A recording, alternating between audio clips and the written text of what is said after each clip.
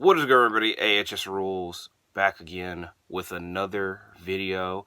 We're back here with an NBA related video on the channel as we're here with my 2024/2025 NBA standing predictions / power rankings. I don't really know what I'm going to title this yet. I think last year I titled this video standing predictions. I'd prefer to title it power rankings. I think that's a more realistic way to look at it, because it's extremely difficult to sit here in October and say what I expect to happen all the way until April. So we'll see. But the way I have it broke down, I'm going to give my top 15 teams in the Eastern Conference and the top 15 in the West in order. I just realized I said top 15 in the East and West. Like, no duh, there's 15. So you get the point there. So this week, next week, and the week after, we should have NBA-related content on Mondays on the channel. This week is this Power Rankings video.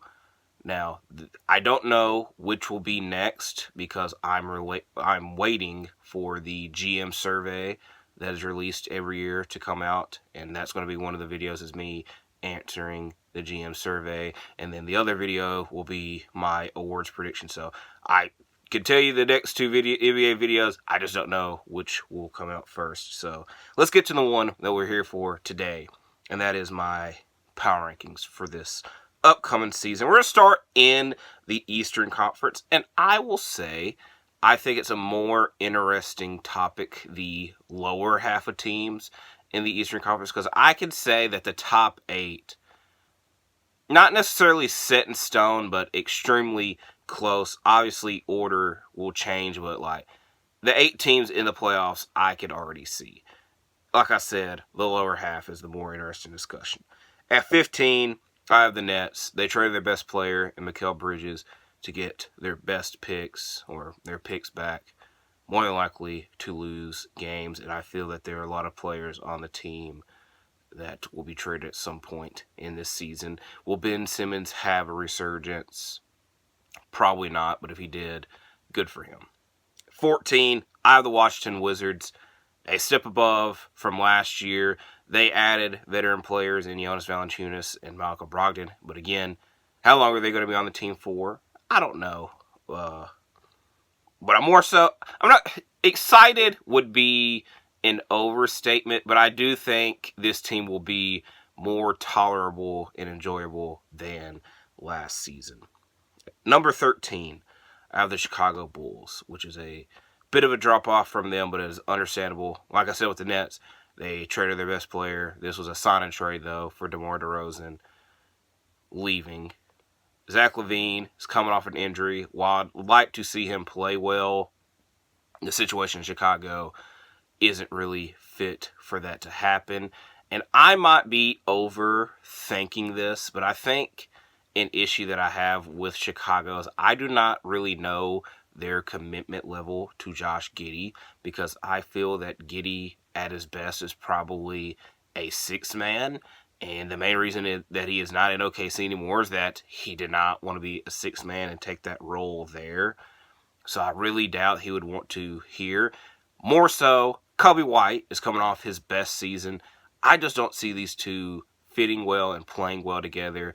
And I don't know how much of an issue that will cause for the Bulls, but this Bulls team is significantly worse and in a different spot than the one that we've seen the past couple of years. And hey, will Lonzo Ball have a resurgence? It sucks that he is coming into a situation where LaVine and Vucevic are both still there. DeMar obviously isn't, but the situation is completely different than when he last played. But I think they have a lot of issues there that need to be solved. We're number 12, the Atlanta Hawks.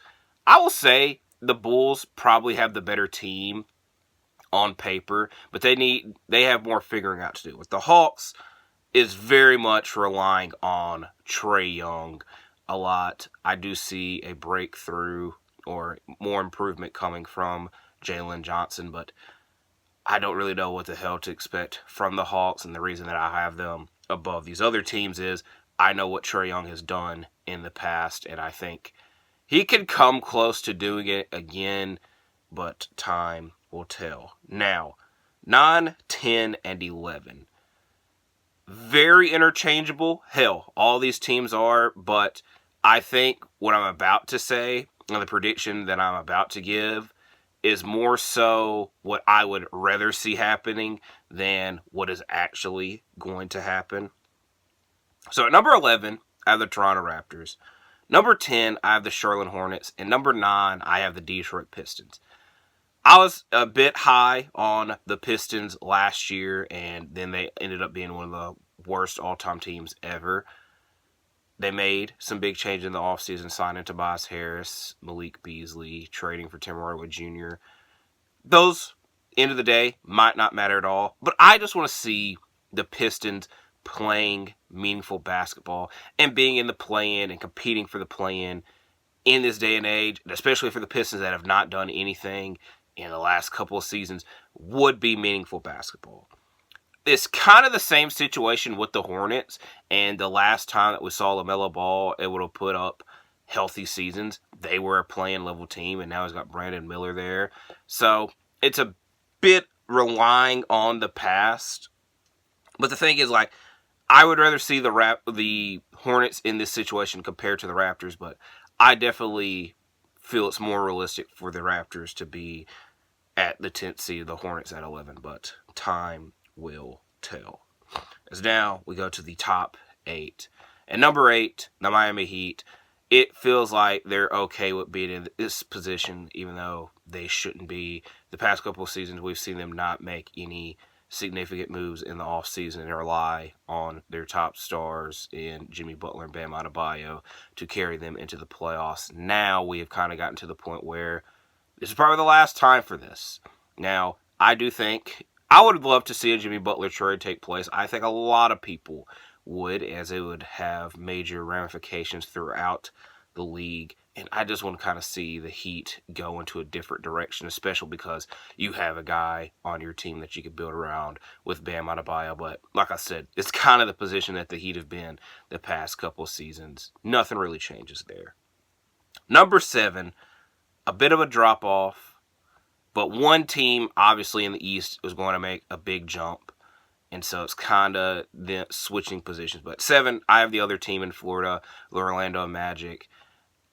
I think this is a season where this technically means they got worse, but they will be competitive and I can't really say a better team than last year, but they made a good offseason signing in KCP. So I just think it's the same level of team, but the production might not be the same.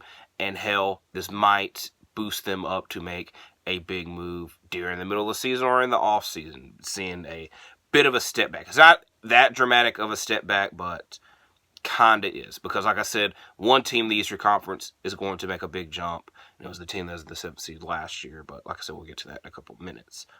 Number 6. Maybe a bit disrespectful, but I think it's kind of the consensus and I've seen in opinions when talking about this. But at 6, Indiana Pacers.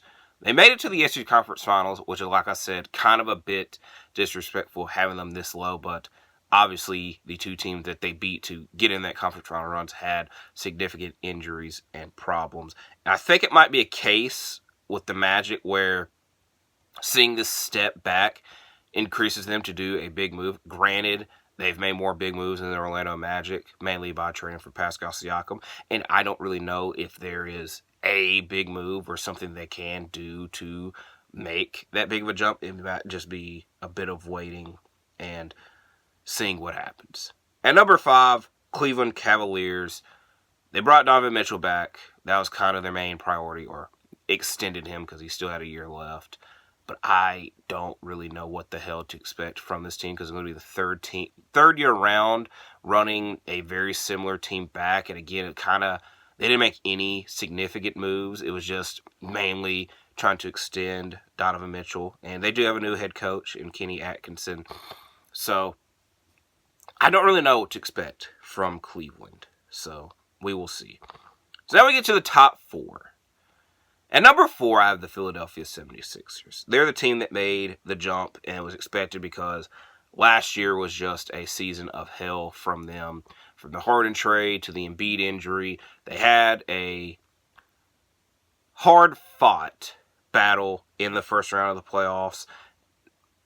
Good enough to sign Paul George, and I think I've said it in a couple of videos, and this is kind of the most appropriate time to say it, but I don't know how much Paul George makes this team better. Considering you look at his track record, you look at the Sixers' track record, very similar, where injuries have kind of screwed them, or big playoff disappearances and disappointments. And it just kind of like feels like it lines up together, where the Sixers, outside of last year and the bubble, haven't had any real trouble in the first round. It's about the second round and making it to the conference finals, which they have yet to do in the Embiid era. And they got 3 teams in front of them that will make that difficult. Number 3, the Milwaukee Bucks. They also had a season from hell, but kinda more dramatic, and it didn't really need to be, because they still were the Bucks and still kind of were putting up same production, same stats as past Bucks teams, even after trading for Damian Lillard. And then the playoffs happened, and we didn't get to see Giannis at all. And I feel that they're kind of in the Los Angeles Clippers spot, which will make a lot more sense once we get to the Western Conference side, where this is their last chance. For the longest time with the Clippers, we kept saying, well, if they weren't injured, it would be a different story. Where if we have to do with this third year in a row, kind of out on them.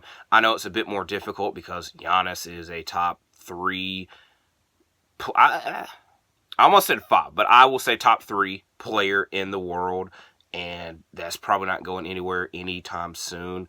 But when you look at their team, money is going to start adding up. Age is really going to start adding up. They need to operate like it's their last chance. And number 2 and number 1. Number 2, I have the New York Knicks. And number 1, I have the Boston Celtics, who literally just won the championship. I think it'd be a bit disrespectful to have the Knicks jump up and take the Celtics spot. Now, like I said, the Celtics are the world champion. That's all I'm really going to say for them. I will say that there's a lot of lingering, not even really issues, but like story ideas that might get in their way, mainly from Team USA and Jaylen Brown not making it, and Jason Tatum getting sat out, benched during Team USA, and everybody thinks it's going to mean that they're going to dominate and look to take everybody's head off. I don't think it's going to be that dramatic. I just think they're going to be the same Celtics that they were last year. Now, again, that kind of sounded like a backhanded compliment. I didn't really mean it like that, but they were a dominant team and literally won the title. But you got the Eastern Conference improving and ready to compete a lot more if everybody is healthy and lines up, especially with the Bucks and the Sixers. A healthy Cavs team against the Celtics would have been an interesting series, but we shall see. Now, for the case of the Knicks, and the thing with the Knicks is they just made this big trade last week for Karl-Anthony Towns, and in the power ranking /data, it didn't really move them. Like, I was going back and forth on if I had them in front of the Bucks or not, but I was like, looking at what they've done more recent, I was going to probably have them in front of the Bucks anyway. So this Karl-Anthony Towns trade a week later still I think it should have waited. I'm not going to say it should have waited. I understand why the Knicks did it, because Randall was expiring and they were more than likely going to move on from Randall at some point, and they got the best player that they probably could have got for Randall. So I kind of understand it, again, from the Knicks' perspective. For Minnesota, I still don't. But again, we're going to talk about Minnesota in a couple minutes. As now we move on to the Western Conference side of things, where it is a lot more complicated because it is the wild, wild West. At 15 and 14, I have the Utah Jazz at 15, Portland Trail Blazers at 14. I'm not going to say it sucks, but this is the same spot they've been in the past 2 seasons. And I think this is the season where they decide who stays and who goes, because they have a lot of players in similar positions / you need to know who to build around and who your foundation is for your team. More so for Portland, because you got Scoot and Simons. You got Sharp, which I thought Sharp was going to have a breakout. He's freaking injured again, so we're going to have to wait for that. You got Jeremy Grant. You traded for Denny Avdia. Tom Lord, I love Time Lord. He's probably out of the picture because, again, he's injured. Donovan Clingan, DeAndre Ayton. They have a lot of good players there, but it's just like you can't all play them at once. And if you can move two of them to get something significant, that would be interesting, but time will tell there. And number 13. Los Angeles Clippers. I think a lot of people are out on the Clippers. I've seen some that are saying, well, they still have Kawhi Leonard and James Harden. You know, that's not the worst thing in the world, but it's just Kawhi has not played and done significance in the playoffs in a while. It sucks because last season, it was just like right before the playoffs happened, and then boom, you got hit. And the thing with Harden, James Harden is an all-time legend. I'm not going to disrespect him like other people do, but if you look at recency bias and look at recency, when the going gets tough, he does not give an F. With the Sixers, the going got tough in the playoffs against the Celtics, and he didn't care, and then the next thing he was caring about was money. With the Nets, Kevin Durant, I almost said Kawhi Leonard again, Kyrie Irving stopped playing and got injured, and then it was just him left, and then he's like, yeah, I want out of here. With Houston, Russell Westbrook got traded for John Wall. That probably could have been an interesting experiment, but he was just kind of over it. So with the Clippers, if Kawhi's not there, it's going to be an extremely similar situation, and this is a lot older James Harden than the ones that I've just been mentioning. Granted, they have a lot of tough talent and good players on the team, but it's just like, can they put it all together? Who knows? It is interesting that they're in a new arena, and I don't know what product they'll be putting out on the court. At number 12, I have the San Antonio Spurs. Victor Wembanyama, I think, is one of those talents that I'm not going to necessarily say he can drag a team to the play-in / the playoffs, but if he did it, I would not be that surprised, especially him in year 2. It's going to be a big jump from Wemby. I wouldn't be surprised if he's an all-star this year.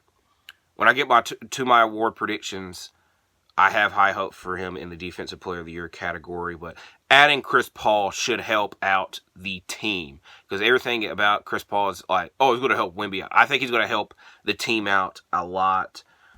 And I think that with the Spurs compared to the Blazers and Jazz, know who they want on their team, especially when you got a dominant guy on the team in Wemby. And in the same situation as the Jazz and the Blazers, the Houston Rockets, who I have at number 11. Now, this is where they finished last year, and they had a late spark last year that was interesting, but I think this is going to be the year that they're like, okay, we need to know who stays and who goes. But with the case of the Rockets compared to Portland and Utah, I think their talent, Sengun, Jalen Green, Thompson, now Reed Shepherd, and I'm not going to go through the whole roster. They know who. It's going to be the year that they tell. Jabari Smith. I had to say him because he's a freaking third pick. Where, like I said, they were in the spot last year.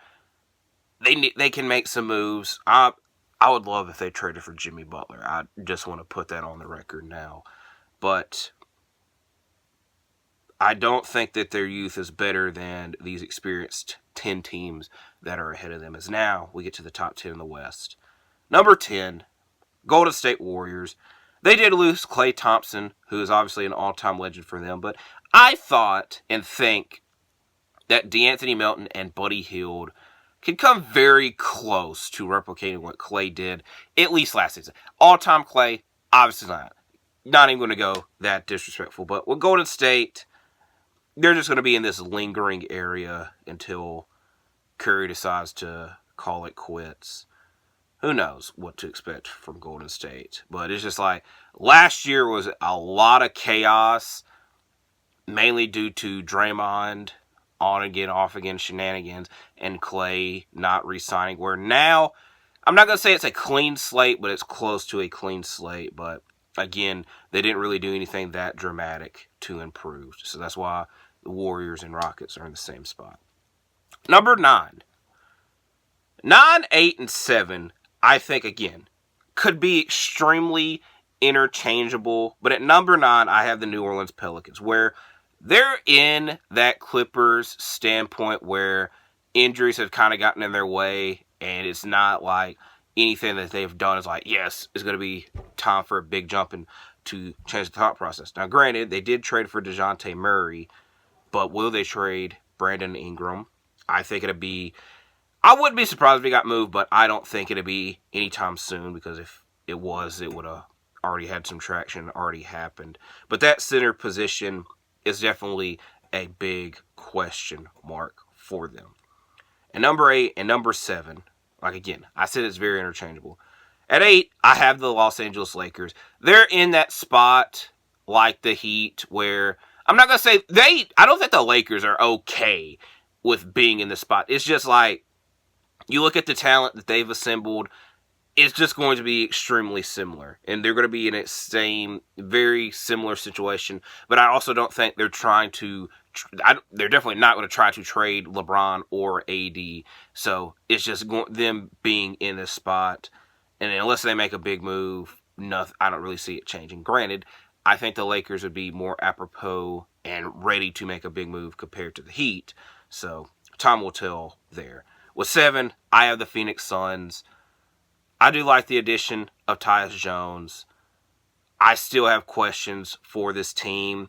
And I think the main reason that I have them at 7 and low is that they got swept in the playoffs. It's not even like, oh, it's a competitive. They got swept. Now, the last game was competitive, but it's just like, when you're down 3 already, it's kind of wraps. But you don't want to say that. But, again, for this case, it's just like, they got done up.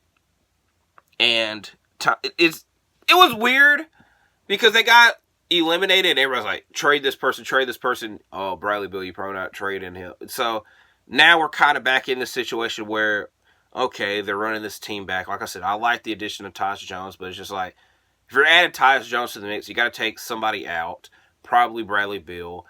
I don't know if Tyus boosts them up that much, And again, it's kind of the same situation that they've been in. Granted, they were the 6th seed, so they're down 1 spot. Number 6, I have the Sacramento Kings. I'm going to imagine that DeMar DeRozan is a bit of I definitely think he will be an offensive boost for this team. Now, defense will be a question, but I don't think Harrison Barnes was like a lockdown defender, so I don't know how dramatic that change will be, but I really like what the Kings have done, and they'll more than likely be in the thumbnail of this video. So I do think they'll be a better team than last year. But the West is so difficult that I could say that on paper this team is better than the one that was the 3 seed. But I don't know if I necessarily say that it's better than the teams I have above them. At number 5, yes, it is biased, but I do have my Memphis Grizzlies at 5. We're looking at this season to be healthy and ready and to compete and to bring back some of the fire that we had that got sucked out of us last season. But I'm going to hope that we are ready to compete, and I think with Ja ready to go that we will be. At number 4 and number 3, and to an extent maybe number 2, very interchangeable, but number 4, I do have the Denver Nuggets. Going into last season, they lost Bruce Brown. Going into this season, they lost KCP. So the second apron and just kind of being a bit stingy is going to potentially catch up to them. But they still have the best player in the world right now, Nikola Jokic, who can drag. We've seen him literally drag teams to the playoffs and be competitive. But obviously with significant roster losses, it might start adding up. Granted, I would love for Russell Westbrook to help this team out and to be a big boost for this team, but I don't know how much of that's going to be possible. Time will tell. Number 3, in a similar situation to like I've been talking about with the New York Knicks, who just made this big move, I have the Minnesota Timberwolves. Now, the Wolves got worse in this situation, but it didn't this is probably where I was going to have them anyways. Because I do think that Julius Randle could put up at least similar stats and numbers as Cat. How it hurts the team will be a lot, probably. but it wasn't really that significant of a drop-off. And they were extremely impressive last year and literally made the conference finals. So I wasn't going to act like, oh, this is the end of the world. So we'll see what happens. And number 2, the Dallas Mavericks, who did make the NBA Finals. I do question their defense, but adding Klay Thompson, I do think will boost their offense a little bit more. And I think they'll be a bit more consistent on offense. Like I said, defense is a question with them, but I could throw that flag on several teams. I did with Sacramento. But, they did just make the finals. Kind of my argument there. Number 1, the Oklahoma City Thunder. They saw what they needed to improve on last year. They were literally the 1 seed last year. And we were like, we're not waiting. They traded for Caruso. They signed Hartenstein. I think that those big changes are enough to grant them the number 1 seed again. Now, like I said, right now, looking at everything, almost everybody is healthy and ready to compete. And any and all this could change. So that's why I find this hard to call it standing prediction. So that's why I'm probably going to title it Power Rankings going into the season. And then if I'm not going to do it, if you wanted to do it, you can put these like 1 through 30 and see who is what and where, because you can do that. And I just threw an idea out that you're probably not going to do. So it is what it is. But this is my first NBA video of the technically my second. I guess I could call the cat Randall trade the first video of this season. But like I said, this week, this is the first NBA video of October, I should say.